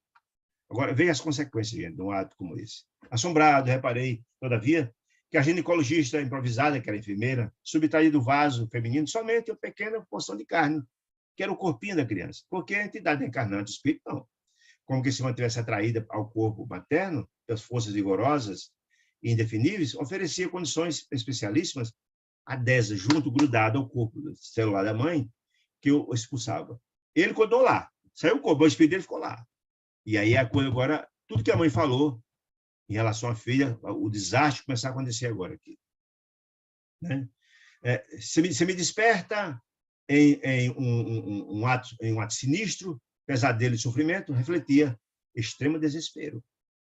Ela, a mãe, lamentava-se com os gritos aflitivos, expedia vibrações mortíferas. Ou seja, você me desperta e está falando que não é a mãe, é a criança, o espírito que ficou lá dentro do útero dela. Lá dentro, como você me desperta. Tentou reagir, não teve jeito. Quando o corpo foi tirado, aí o ódio, a ira surgiu do espírito da criatura, a revolta, né? Começou a expedir, veja só, como ela expedia para ele os filetes venenosos, ele agora vai expedir para a mãe. Olha que coisa impressionante. A troca desse filete de ódio. Em gritos aflitivos, de ódio, desespero, expedia vibrações mortíferas, a ira, balbuciava frases desconexas, de ódio. Agora, a criança odiando em função como a mãe tinha negado a possibilidade dele nascer. Não estaria ali perante duas feras, disse André Luiz. Quem? A mãe e a filha, viradas feras, terrivelmente algemadas uma a outra, de ódios se recíprocos, um jogando contra o outro. O filhinho que não chegara a nascer transformara-se em perigoso verdugo, em perigoso obsessor, ódio no coração, né? E o psiquismo materno. Passou a ser um adversário terrível, premido por impulsos involuntários, no ninho de vasos do útero, precisamente na região onde se efetua a permuta do sangue materno e do feto. Ele estava lá, o espírito estava lá do menino. Procurou ele o processo, provocou ele, olha só, o ódio que é capaz de causar, provocou o espírito do menino lá dentro. Um processo hemorrágico na mãe, visando aniquilá-la. Olha que impressionante. Violento e abundante a hemorragia. Ele, o espírito dele, com ódio, colocando os estiletes que ele mandava para ele não mandando para ela agora, um processo hemorrágico terrível. Veja as consequências do ódio, gente. E a gente não tem compreensão do efeito deletério do ódio. Está aqui na prática. Observei mais. Você vê mais? Ele ali narrando a situação. Vendo a atuação da criança, do espírito dentro do útero também. Foi tirado só o corpinho dele, o espírito no ar. Deslocado indebitamente. Mantido ali por forças incoercíveis pelo ódio, o corpo foi tirado, mas o ódio estava lá, odiando. O organismo perispírito da entidade da criança encarnante, que não chegara a renascer, alcançou em movimentos espontâneos a zona do coração. Imagina, ele agora fazia um estrago maior ainda. O perispírito deslocou-se até o coração da mãe, imagina. Envolvido em nódulos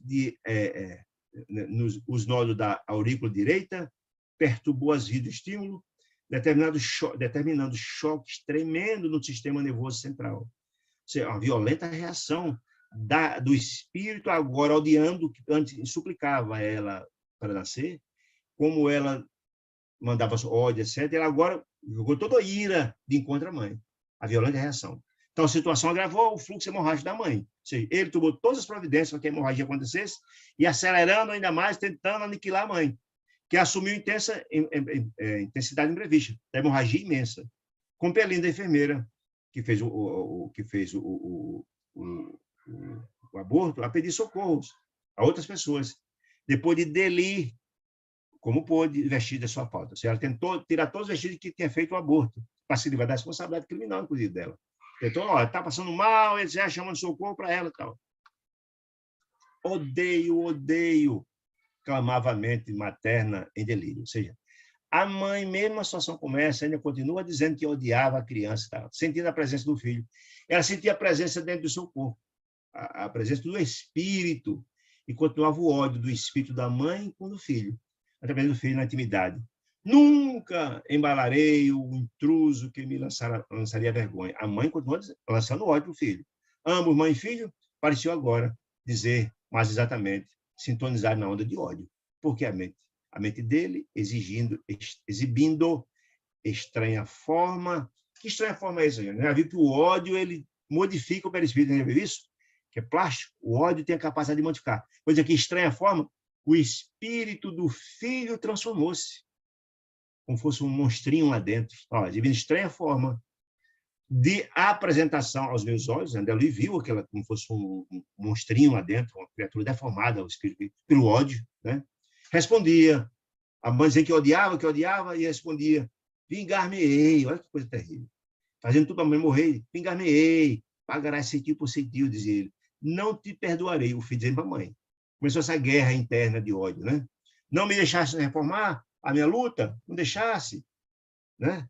Decretou uma sentença de morte à mãe. Onde a dor, ele dizia, se não me deixasse, que nos seria comum, tanto minha quanto sua, me ensinaria a desculpar-te pelo trabalho, pelo passado delituoso que cometeste, né? E a esquecer minhas conscientes mágoas. Se não deixei, agora eu vou me vingar, né? Negaste a prova, renegaste a minha prova, ele dizendo, que os conduziria ao altar da reconciliação, essa oportunidade sagrada, você negou, cerraste-me as portas, fechaste as portas da oportunidade redentora. Entretanto, o maléfico poder, o filho dizendo, o maléfico poder que impera em ti, lançando óleo para mim, habita igualmente na minha alma. Veja só, que coisa terrível, né? Veja só, coisa terrível, né? Que coisa terrível, né? Trouxeste à tona, disse ele, de minha razão, o lodo da perversidade que dormia dentro de mim. O que quer dizer com isso, gente? Todo o trabalho que foi feito pela espiritualidade, preparando tanto a mãe quanto o filho para uma reencarnação de reconciliação, todo um trabalho anterior feito, nós vimos isso lá na reencarnação Segismundo, tudo isso foi de água abaixo. Todo o trabalho de Deus com seus emissários de amor foi todo jogado abaixo por causa dessa atitude da mãe, desse ódio imenso da mãe para com ele, e agora despertou o ódio do filho também. Imagine que coisa terrível, né? Negaste um recurso da purificação, disse ele, mas estamos agora novamente unidos e arrastar-te para o abismo. Coisa terrível, né? A gente para o abismo. Condenaste à morte, disse ele, e por isso minha sentença é igual. Te condeno também à morte. Eu vou fazer tudo para você morrer. Olha que coisa terrível, né? Não me deixe o descanso, impediste o meu retorno à paz da ocorrência, da consciência, mas não ficarás por mais tempo na terra, ou seja, você vai morrer também, ele está condenado à morte também. Não me quiseste para o serviço do amor, portanto, serás novamente minha para a satisfação do ódio. Vingar-me-ei, seguirás comigo, os raios mentais destruidores cruzavam-se. Olha que cena dantesca, gente, em horrendo quadro de espírito a espírito. É uma guerra de raios destruidores, ele mandando para a mãe mandando para ele, coisa terrível, né? Enquanto observava a intensificação das toxinas ao longo desta trama celular, Calderaro orava, olha que coisa interessante, pedindo a interferência de Deus, né? Pedindo a Deus auxílio para aquela situação terrível, né? Que Deus é que me pareceu. Efetivamente, como fruto da oração de Calderaro, daí em instantes, pequena turma de trabalhadores espirituais penetrou o recinto. O orientador ministrou instruções a esse grupo que ele pediu ajuda. Deveria ajudar a desventurada mãe, que permanecia junto da filha. Quem? A mãe desencarnada, a mãe da moça, né? Já sem parar dentro daquela situação dramática. Até a consumação da experiência. Que consumação? Até a morte, infelizmente, da filha, que iria morrer. Essa situação dramática. E a mãe precisava ser acudida também. Em seguida, Calderaro convidou André Luiz para sair do local, verificar se há desencarnação dentro de algumas horas. Calderaro, olha, ela vai morrer. O filho decretou a morte dela, está tomando todas as medidas para assassiná-la. É uma coisa terrível, né? Tem que morrer. O ódio, André, disse ele, olha que constatação terrível, extermina criaturas do mundo inteiro, disse ele, extermina, com intensidade e eficácia mais arrasadoras que todos os canhões da terra, troando de uma só vez. Tá dizendo, o poder do ódio é tão devastador, muito mais do que todos os canhões da terra estivessem atirando contra. Coisa terrível, né? É mais poderoso o ódio, disse ele, entre os homens para complicar os problemas e destruir a paz que todas as guerras conhecidas pela humanidade no decurso dos séculos. Não me houve mera teoria, é fato. Tem que o ódio que está posto no coração dos homens da terra toda causa seríssimos estragos. Então, essas guerras, esses ódios políticos, etc., as guerras interfamiliares, isso traz consequências gravíssimas, está dizendo aqui. Pior que todas as guerras, todos os canhões. Viveste conosco, disse ele, nesse momento. Calderaro dizendo para ele, nesse momento, um fato pavoroso, dramático, que todos os dias se repete na esfera carnal. Não é um fato isolado, não, André Luiz. Todo dia acontecem esses desastres terríveis, disse ele. Estabelecido o inferno das forças tão detestáveis sobre essas duas almas desequilibradas que a providência de Deus procurou reunir no Instituto da Reencarnação. Houve todo um trabalho de Deus para essa repacificação não foi aproveitada. É necessário confiá-las agora, doravante ao tempo, a dor, né? A fim de que a dor opere os corretivos indispensáveis. É a história de quando o amor quando o convite ao amor é renegado, vem a dor retificadora, né? A dor ensina a gemer, como diz. Oh, exclamei aflito, André Luiz, contemplando o duelo de ambas as mentes torturadas que ele vai ver. Como ficarão? Perguntou André Luiz. Permanecerão entrelaçadas assim? E por quanto tempo? Perguntou André Luiz. Calderaro fitou-me com o acabrunhamento, com tristeza, de um soldado valoroso que perdeu temporariamente uma batalha e informou: agora, meu filho, nada vale a intervenção direta. Não temos o que fazer mais. Não. O doloroso e demorado aprendizado, processo acontecerá, e nós vemos como são esses processos, poderá demorar séculos, pode demorar décadas, etc. É a dor que vai reparar, a gente já viu em vários casos fazendo isso. Só poderemos cooperar da agora para frente com oração e amor fraternal, é o que a gente pode fazer, só. Aliado à função renovadora da luta cotidiana, disse ele, consumou-se para ambos doloroso processo de obsessão recíproca. Um vai se obsediar outro com ódio, né? De amargas consequências no espaço e no tempo, e cuja extensão nenhum de nós pode prever. Veja, gente, como o ódio é uma coisa terrível, né?